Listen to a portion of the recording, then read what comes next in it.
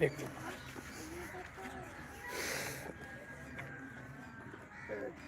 ਆ ਇੱਕ ਤੂੰ ਲਾ ਤਾਂ ਸੱਜੇ ਨੂੰ, ਉਹਨੂੰ ਬਾਬੇ ਨੂੰ ਖੱਬੇ ਨੂੰ ਦੇ ਦੇ।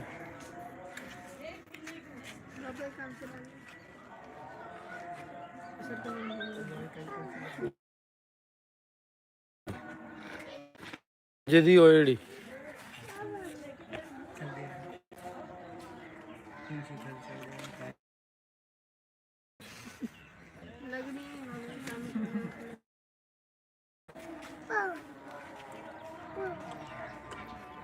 ਓਕੇ।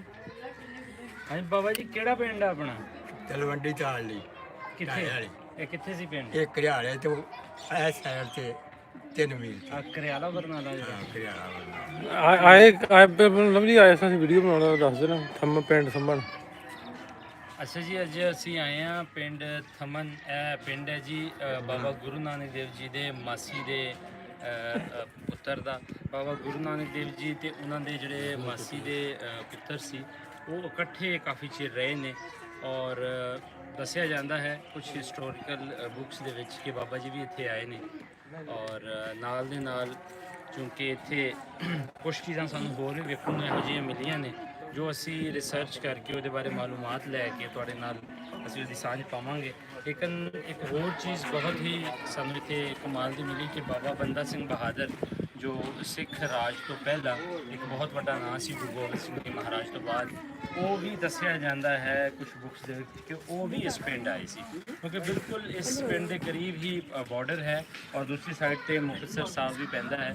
ਅੱਜ ਅਸੀਂ ਜਦੋਂ ਇਸ ਪਿੰਡ 'ਚ ਆਏ ਤੇ ਇਹਨਾਂ ਬਜ਼ੁਰਗਾਂ ਨਾਲ ਕੁਝ ਅਜਿਹੀ ਗੱਲਬਾਤ ਕੀਤੀ ਜੋ ਸਾਨੂੰ ਲੱਗਿਆ ਕਿ ਇਸ ਚੀਜ਼ ਦੀ ਸਾਂਝ ਜ਼ਰੂਰ ਆਪਣੇ ਸਰੋਤਿਆਂ ਨਾਲ ਪਾਉਣੀ ਚਾਹੀਦੀ ਹੈ।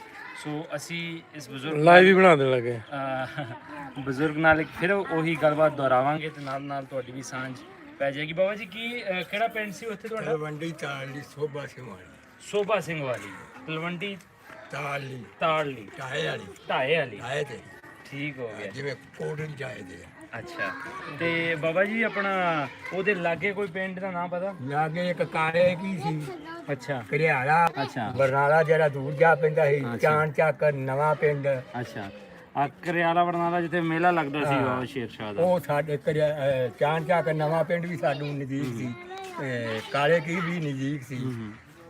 ਫਿਰ ਠਾੜ ਠੀਕ ਹੋ ਗਿਆ। ਤੇ ਹੁਣ ਤੁਸੀਂ ਵੇਖਣਾ ਚਾਹੁੰਦੇ ਹੋ ਆਪਣਾ ਪਿੰਡ? ਅੱਜ ਕਿਤੇ ਰੱਬ ਫਾਇਦੇ ਦੇਖ ਲਈ ਅੱਛਾ, ਜ਼ਿੰਦਗੀ ਆਪਣੀ। ਤੇ ਕਦੋਂ ਫਿਰ ਲੱਭ ਲੋਗੇ ਪਿੰਡ? ਹਾਂ, ਮੈਂ ਇੱਥੋਂ ਹੁਣ ਮੈਨੂੰ ਤੋੜ ਦਿਓ, ਮੈਂ ਪਿੰਡ ਚਲੇ ਆਇਆ। ਇੱਥੋਂ ਖੇਮ ਕਰਨ ਚਲੇ ਆਇਆ, ਪਰ ਪਿੰਡ ਚਲੇ ਆਇਆ। ਤੁਸੀਂ ਕਿਹੜੇ ਜ਼ਿਲ੍ਹੇ ਦੇ? ਅੱਛਾ, ਬਜ਼ੁਰਗਾਂ ਨਾਲ ਅਸੀਂ ਗੱਲਬਾਤ ਕਰ ਰਹੇ ਸੀ ਤੇ ਬਜ਼ੁਰਗ ਸਾਨੂੰ ਦੱਸ ਰਹੇ ਸੀ ਕਿ ਮੈਂ ਜੇ ਅੱਖਾਂ ਮੇਰੀਆਂ ਬਣ ਜਾਣ ਤੇ ਮੈਂ ਤੋੜ ਆਪਣੇ ਪਿੰਡ ਪਹੁੰਚ ਜਾਵਾਂ। ਤੇ ਬਜ਼ੁਰਗਾਂ ਨਾਲ ਇਹੋ ਜਿਹੀਆਂ ਗੱਲਾਂ, ਇਹੋ ਜਿਹੀਆਂ ਬਾਤਾਂ ਤੁਹਾਡੇ ਨਾਲ ਇਹਨਾਂ ਦੀ ਸਾਂਝ ਪਾਈ ਦੀ ਹੈ ਕਿ ਇਹ ਲੋਕ ਅੱਜ ਵੀ 70-71 ਵਰੇ ਤੋਂ ਬਾਅਦ ਵੀ ਆਪਣਾ ਜਿਹੜਾ ਪਿੰਡ ਹੈ ਉਹ ਜਨਮਪੋ ਥਾਂ ਅੱਜ ਵੀ ਨਹੀਂ ਭੁੱਲੇ। ਅੱਛਾ, ਉੱਥੇ ਕੋਈ ਜਾਣਨ ਵਾਲਾ ਹੈ ਸੀ ਤੁਹਾਡਾ? ਜਾਣਨ ਵਾਲਾ ਮੈਂ ਉਹਨਾਂ ਦੇ ਨਾਂ ਜਾਣਨਾ। ਕਿਹੜੇ ਕਿਹੜੇ ਦਾ? ਦਲੀਪਾ ਜੱਟ ਸੀ, ਹੂੰ ਇਹ ਪੂਰਨ, ਹੂੰ ਭਗਤ ਸਿੰਘ, ਹੂੰ। ਇਹ ਬਜ਼ੁਰਗਾਂ ਨੂੰ ਮੈਂ ਜਾਣਨਾ। ਇਹ ਤੁਹਾਡੇ ਪਿੰਡ ਦੇ? ਹਾਂ, ਸਾਡੇ ਪਿੰਡ ਦੇ। ਇੱਕ ਉਹਦਾ ਭਰਾ ਮੇਵਾ ਸੀ।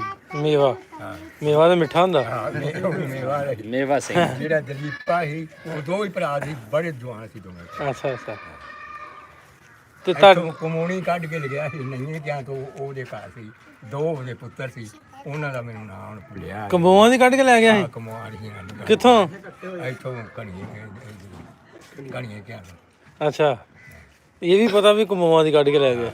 ਇਹ ਵੀ ਪਤਾ ਨਹੀਂ ਉਹਨੂੰ। ਜਦੋਂ ਪੁਲਿਸ ਪਈ ਸੀ, ਉਹ ਚੁੱਕੇ ਗਰਨੇ ਚੁੱਕੀ ਜਾਂਦੇ ਸੀ ਤੇ ਉਹ ਦੋ ਤੇ ਚਾਰ ਇੱਕ ਰਹਿ ਗਏ ਤੇ ਉਹ ਨਾ ਚੁੱਕੇ ਤੇ ਉਹ ਜਨਾਨੀ ਜਿਹੜੀ ਵਿੱਚ ਸੀ, ਹਾਂ, ਉਹਨੂੰ ਐ ਕਰਕੇ ਹੱਥ ਘੜੀ ਮਾਰਦੇ ਸੀ ਨਾ ਜੱਟ ਨੂੰ, ਤੇ ਐ ਕਰਕੇ ਲੈ ਕੇ ਜਾਵੇ ਜੀ। ਜਵਾਨ ਸੀ ਇਹ ਬੰਦੇ, ਉਹਨੂੰ ਛੋਟੇ ਵਾਲਿਆਂ ਦਾ ਬਹੁਤ ਬਹੁਤ ਧੰਨਵਾਦ। ਆਜ ਕਿਉਂ ਨਹੀਂ ਜੀ, ਸਾਰੇ ਫਿਰ ਰਲ ਕੇ ਹੀ ਆ ਗੱਲ ਜਿਹੜੀ।